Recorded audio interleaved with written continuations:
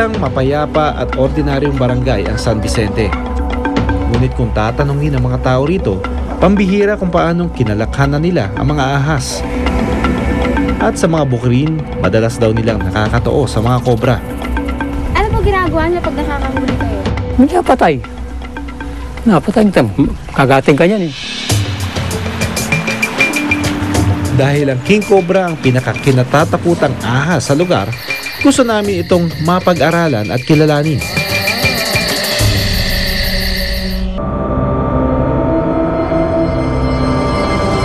So dahil cobra at venomous ang mga ahas na hinahanap natin ngayong gabi, kailangan natin ng iba yung paghahanda. At yung pinaka-importante sa lahat is yung ating anti-venom. Kung wala tayo ng protective na sapatos, at least bota. Kasi sabi nga doon sa research na nakuha natin, 80% of snake bites nangyayari below the knee. Oras na para sa cobra hunt.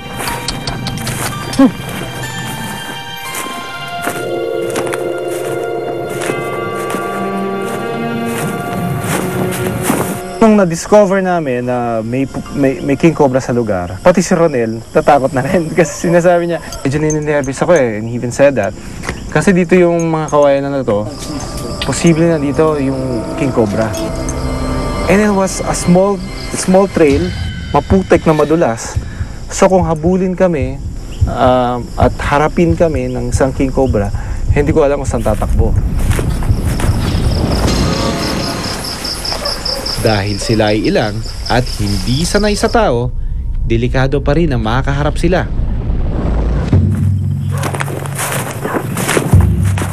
Lahat kami, tinatalasan ng aming mata at pakiramdam.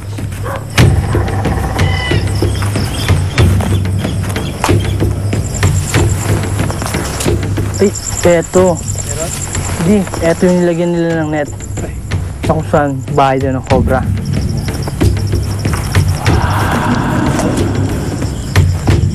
Para mapakinabangan ng tao, ang gagawin nila, tatabasin nila yung mga pananim dito, yung mga damo, para mas mapakinabangan nila yung lupa at mapagtaniman nila ng mga punong kahoy. Okay lang naman yon. But ang epekto naman ito sa mga nakatira dito, gaya ng ahas, natataboy sila doon sa original nilang tahanan, away, papunta doon sa ating mga kabahayan. Natapos ang gabi ng walang kobrang nagpakita.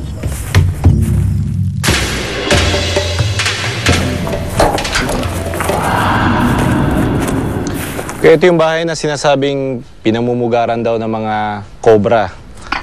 Ngayong araw na ito, i-attempt natin siyang pasukin para tignan kung may makikita ba tayo talagang cobra sa loob. Doon tayo sa harapan.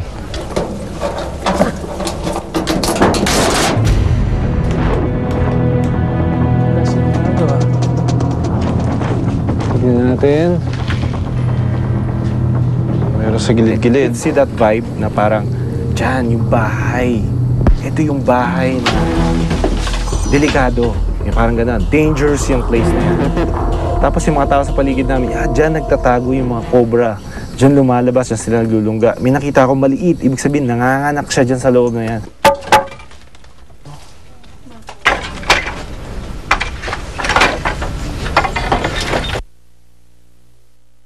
Nakikita yung mga sa mga ilalim. Dito sa mga butas-butas dito. Ang problema, konkreto nga. Madaming agiw. Wala masyadong gamit. Wala ring snakes. Wala ring cobra. Hindi ko alam kung maaga kami doon sa activity ng mga snakes na hindi namin sila naabutan.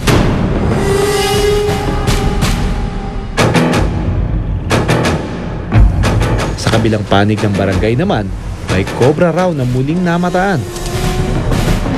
Ngunit isang malamig na ahas ulit ang nadatnan namin. Cobra ito.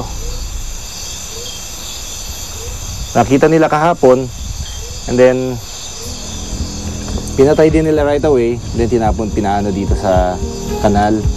Nakita pa natin yung kalahati ng katawan niya na ano dito sa tubig, no? This is Philippine cobra.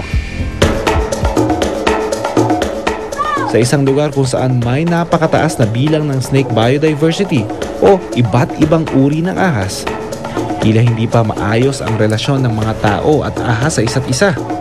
I think generally, not just in Catanduanes, but if you go out of Manila or if you go around the Philippines, pag nakakita tayo ng ahas, parang may kamandag yan. Parang hindi mo natatanungin kung may kamandag ba yan or nakakatulong ba yan. We rarely ask that question. Dahil sila ay predator, ang mga ahas ay bumabalanse ng daloy ng buhay sa kagubatan. At ang mga ahas na dito lang sa ating matatagpuan, nagsasabi lang kung gaano kayaman at katangi-tangi ang ating mga buhay ilang. Of course, this is non-venomous.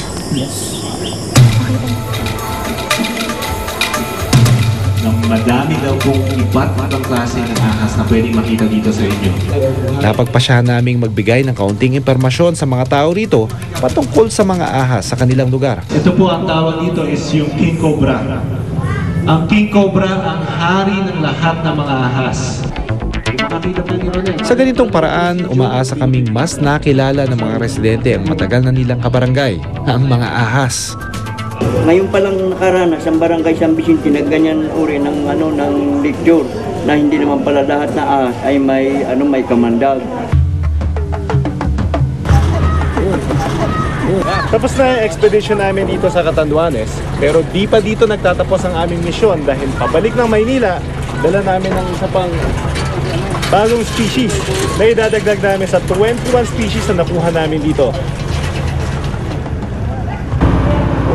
Para magamit sa pag-aaral, ibiniyahin namin ang specimen ng king cobra. Bago ito dinala, siniguro muna naming may transport permit ito mula sa DNR.